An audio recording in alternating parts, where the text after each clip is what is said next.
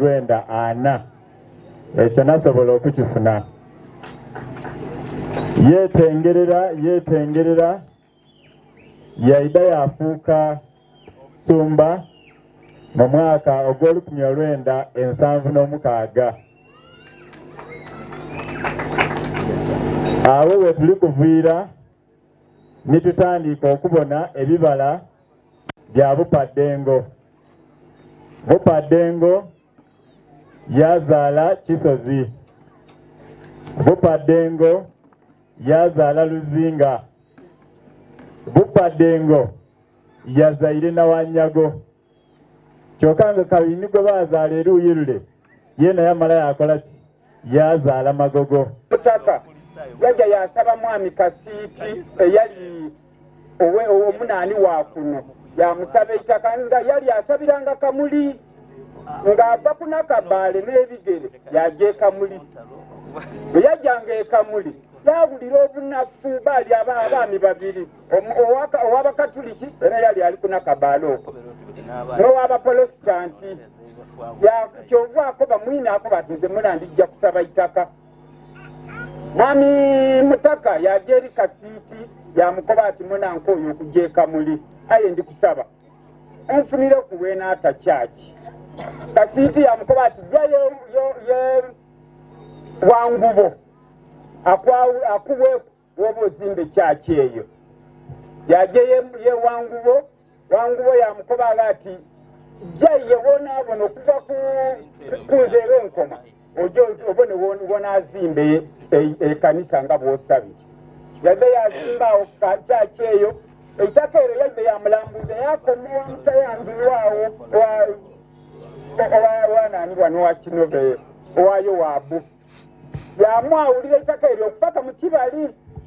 Yamukoba nti eitaka eryo ndikuwaire. Kale buyamuwa eitaka eryo n'okutandika okuzimbawo. Yalekera okujja e Kamuli yasabiranga. Yatandika n'okusabiraawo, yasabiraawo kutuusa bajjokya. Kale era yayongera okuzimba. Yajja Tagoma okuvaawo yabanga akomye. Waliwo omwami gwe baali beeta Abusolo mu Kipanda. Yali ekozziite e Nakabaale. Bati bwe baali ni Misira Wagage ni babange bakola ekintu ekyo. So omwami Kipanda mutamwerabira ku bantu abakola okuleeta ki ekanisa mu kitundu kino. Wano waliwo ku mwami Lirwana nga eri tica. Ndoza nebigambo byendikulyanga erinnya erya mwami Lirwana. Awo era mwami Bukayi ndikusiima nti mumikoganizinze era mumwesi naye tabalina representative. Mwami Bukayi bwe yavaawo waidawo omwami gwe bayitanga Byakika Frederick. Nirukirawo nali nga ndi deputy Balawoli. Byakika Frederick yava e Balawoli yaida wano. Mwami Bukayi yava wano yaja e Balawoli. Oyo bwe yavaawo okusinza ku bitabo kwera ku mwami Saamanya. Saamanya yafuga essomero emyaka 17. Era kirungi nti mumuleka organizinze era mumwese. Naye ng'aliwo tiyafunye message kyendi tiyandi byokubagano olwa Bupaddengo lweyimiriire. Nze nina okwiraku nitumanya ebyafaayo by'Obupaddengo n'okumanya nti waliwo kanisa era bagyokya.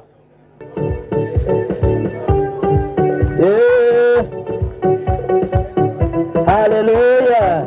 Ekyekyakutufiriza ekisa kyekingi Yesu kumuti weyafirira Yesu yeyandokola zechisachi muchisaneraba vengani nebibi era chenavanganteka byona Yesu jo banamwe bale kwida amaina gange nenze omumbeda Helen Namtamba Nayumbwe ndi mutendeke mu byamateeka era I practice nendo okwebaza Katonda olw'olunaku lwaleero ekigere kyange ekindi kiri Kamuli ekindi kyaba Bukooli maama nzaala wa Kamuli Mbulamuti so baba wa Bukooli nenda okubebaza nti mwebale kwemerera n'ekkanisa yaife n'eyabo Padengo ekintu kirala nga nkaali kutuusa bubaka buli wembeere nga mbita wano kino n'ekifo ky'embeere nesinga okwegombesa nga nkyesiimisa ino okuva ereereere obona Bupadengo primary, Bupadengo secondary, then Bupadengo the church, you know. Wanene nasare ngo bitawa bunenera wantu nga why really so organized. Nsanga ile n'okubona mama atuwaire history ya wano nti watandika 19 ate yaba first baby. Perano nze nga minister ebyobulambuzi. Nze mba minister ebyeira.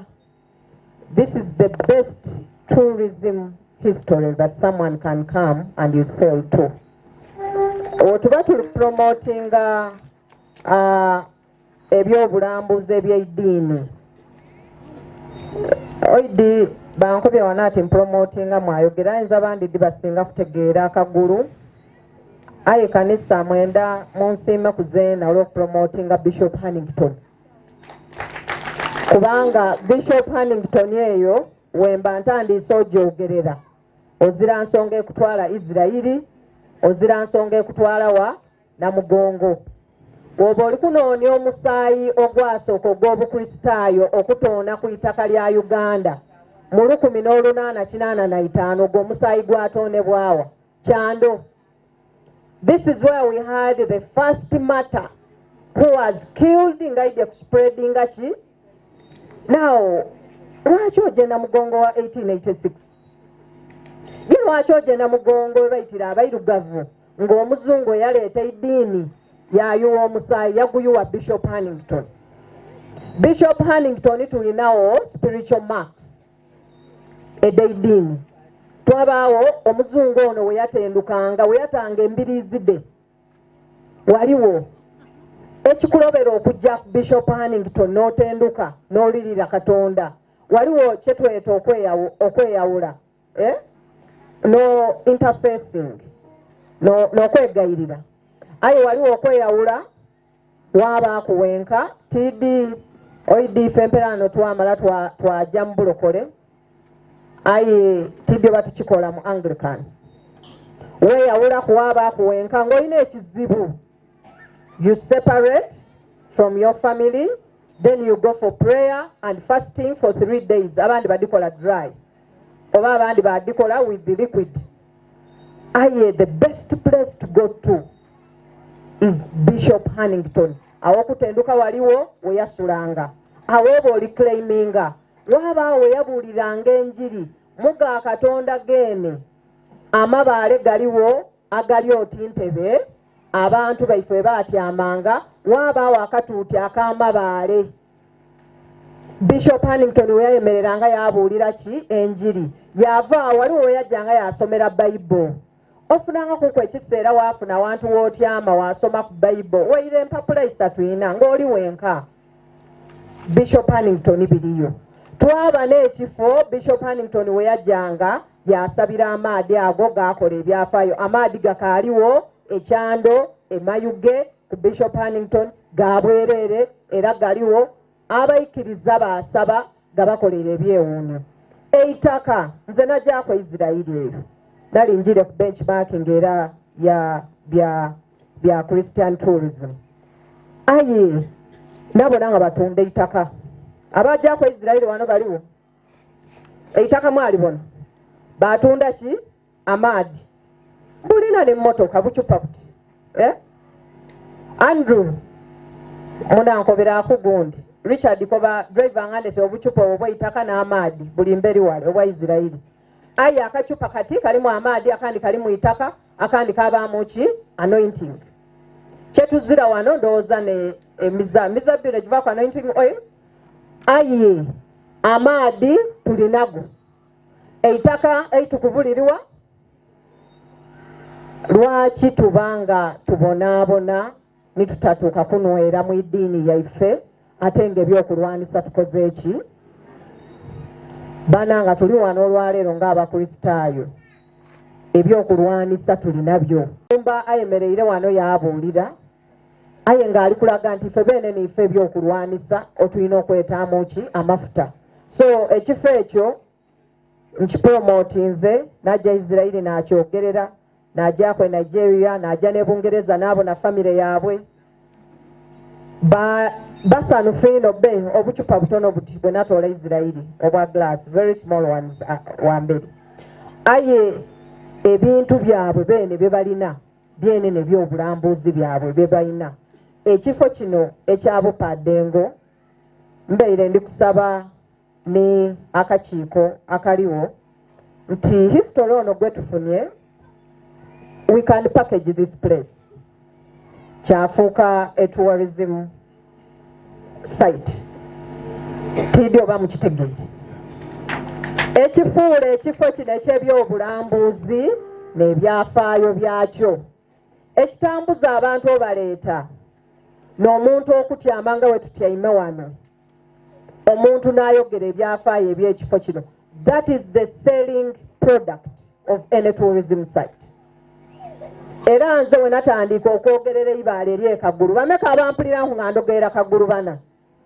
ku maradio niwa nze nsobola okuuta eibaala eryo niwo oba toyenda otambula wajjayo eibaala ndooza mumpulira nga ndyogerera kagulu natandika omwogerera eri abankoba nga wala oluguudo nga lubi nga tojja wayimu gye bakola ki aye kagulu gye bakola ki oyinza obutajjayo yeba awali ensimuka yaife ekagulu jojo nina nga bw'osaba ebizibu byo bebe nabikola eki because you know you're challenging your life oba nga onini olusozi lule n'oluwalampa paka eitale saba buli kikuli ku kikuveeko and indeed katonda yawulira wawalampa wajja wamala omwezi mulala ebiri byajja tuwebaza katonda so ekifo kino bwe mpulira ebyafaayo mbere ndwira okuwulira ebyafaayo eby'ekisomero twafuna ne first born gwe baasooka obatikizaawo ekyo nikyonka era nze kasita mundaga nti ono ni gaidi wa wano nze mundage ba chief gaidi ba wano ab'ebyobulambuzi batandika okola ki okuyidda wano abakyala mutandika okola ebyengalo mutandika okola emikeeka mutandika okola ebiibo ng'omuntu waabaidde wano okufuna ebyafaayo nga gaidi bw'atyama n'amukobera ebyafaayo oyo gaidi aidda ku appreciating oba munaatangawo 5,000 aidda kubaaleka ssente ate aidda agula ebintu byakoze eki byayagainewo bana mulikubo naye tujja tutunda bigambo byavaamu ki that is tourism. Tourism is anyone's business. Iwe kasita obaawo ng'okuba peregeesi ng'ebintu by'oyogera birungi ng'ate byafaayo iwe ng'otunda aye bwe ntunda ebigambo kubaaku ni products edikola ki edidigiiraku which products mubaawo ku ni bu magazines mwabaawo ku n'obutabo mwabaawo ku n'obuntu bw'emitunda oba miyembe oba micungwa ebintu oti n'ebyo oba waliwo embafu aye abakyala egyo emirimo gye muyina okwetaniramu. So nze ndi musanyufu ino bwe mpulira ensonga eyo n'akanti wantuwalizi mwakola aye nze nga minisita nze ogwange gwakukuba kikopo nakukola abantu kuiddawa ate nze mbakoba okuyidda mbakamutayidda mikono mikalu kubanga mu tourism ezirayidda kulambula na kuwuliriza information ng'ozirampiya kubanga tourism atoolako ebirowoozo tiddi kwimwe bakyuse ku bulamu bwaimwe nga muwulire mukulu waiswa ne mami nga alikola ki nga ali kwogera ebigambo byabaire ayogera ebyafaayo. So that is tourism. Nze okwemerera wano bananemere mu bigere bya Maama Kadaga. Maama Kadaga nansindiike, Maama Kadaga atuleze tourism gyenkulira ye. Obwakyabazinga bwa Busoga bwamuwa ekiketezo ky'ebyobulambuzi, bwe bamuwa ekiketezo ekyo yanonda yampa obwa minisita. So nze banemumbona nga nkola ebya tourism ti byange byole. Maama Kadaga ali bukungu mwidi lunaku lwaleero lwa byaba AIDS Day. So ali bukungu ni president aye ampereiza wano obubaka olwaide yabeire Arusha gye yaviire atuuse nkyo yajere aye yankobandidde wano mukiikirire Reverend webale kweta omukaire Kadaga ankobye abenda ino akemba ako kemuke twembi ako yes kumutyo akakembo nankobye tukembe. So mukaire waidanga mu kanisa emuli bamwemberanga olw'embolo ndowooza buli ddabiro batakibakola bulungi aluusi tuba naye banembereyo ku akembo kange akakembo kabeire ka mukaire n'abeire asinga ankobye bakembe ankobye abakyala abenda ino akalulu katuuse bana. Maama akaaliwo, maama ali kuyira mu 2026. Maama ali kuyira ku Bwaseeke, maama ali kuyira ku kifo kye ekyowabakyala wano e Kamuli. Maama ayenda ino kanisa ey'obukristaayo kubanga mwe yazaalibwa mwakayirikiire era nkobye ewalala n'emwe.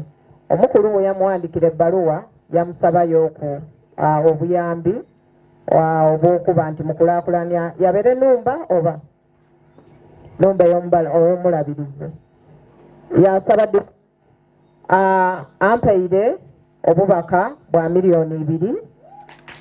So omukaire yankobye ayembere ndikuwulirizanga wano anenda kubona okusonda kutuuseewa tomana nandimuwa message namuka nti oba tiddimala aye tiwulire ndowooza okusonda kuzirayo ndowooza kiryoke kiryoke. So obubaka bwampeire maama abenda ino Reverend ankobye omukaire ayenda kukubona ndowooza tujja kwogera niiwe tubone olunaku lwonaajayo. Kale nebaza ino mwebale kumpa mukisa guno mwebale kumpuliriza Katonda abampeera omukisa buli aidye wano ndowooza buli omu aidde afuna waagema oba ku itaka oba ku Reverend oba ku nani claim and get the blessings. Katonda abankuumire mwebale ino mwebale. Nize Reverend Fred Nabeeta omusumba ow'Ebupadengo mu bwasabadikoni bw'e Kamuli mu bulabirizi buno bwa Busoga. Nenda kusiima Maama Right Honorable Rebecca Alitwala Kadaga olw'okutwenda abantu b'Ebupadengo abantu b'e Kamuli bwabairewo mu bubaka bwe nga tukubiriza abantu okuzimba ekifo kino eky'Ebupadengo mu nsonga y'okuzimba ennumba ey'abaweereza empyaka kubanga tubwine ng'ekkanisa eno yatandikibwa mu mwaka gwa 1994 era abaawo n'abagitandika ogizimba eyindi yayokebwanga n'ebindi kamaala ebyogeirwa. Kale tusiimye abantu abaaliwo okuva ku mulembe ogwo paka buti. Twenda n'okwebaza n'omubaka wa maama ow'ekitiibwa Helen Namutamba. Maama tukikoze bulungi abugayina entebe era yakola omulimu ogutuleese ogw'okusonda esente edentandikwa mutwegayiteko ku mulembe guno tugizimbe neyanziza.